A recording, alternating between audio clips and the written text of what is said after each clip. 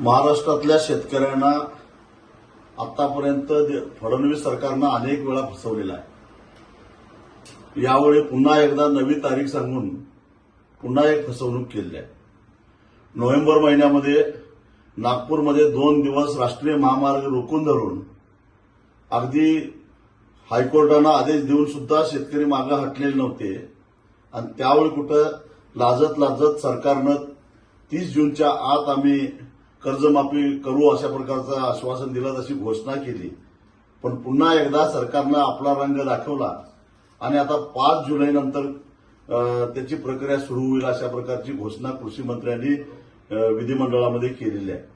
वास्तविक आता राज्यपालाकडे जायचं काहीच कारण नव्हतं, कारण अर्थसंकल्पीय अधिवेशनामध्ये बजेटमध्ये तरतूद केलेली होती, बजेटमध्ये तरतूद केलेली आहे आणि त्याच्यामध्ये एवढे निकष आणि एवढे कसोट्या लावलेल्या आहेत की 35,000 कोटीची ही कर्जमाफी 7-8 हजारच्या पुढे जात नाही आणि ती सुद्धा देत असताना अशा प्रकारचा कंजूसपणा दाखवणे सरकारला शोभणार नाही।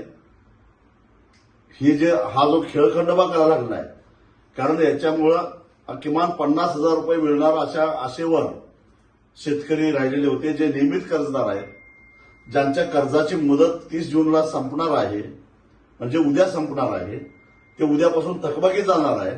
त्यांनी असं नियोजन करून ठेवलेलं होतं की किमान 50,000 आपल्या अकाउंटला जमा होतील आणि उरलेले पैसे आपण कर्जाचे भरायचे, असं नियोजन ज्यांनी केलेलं होतं ते आता पुन्हा कर्जबाजारी होणार आहे आणि अशा प्रकारे शेतकऱ्यांच्या भावनेशी खेळण्याचा काही अधिकार सरकारला नव्हता।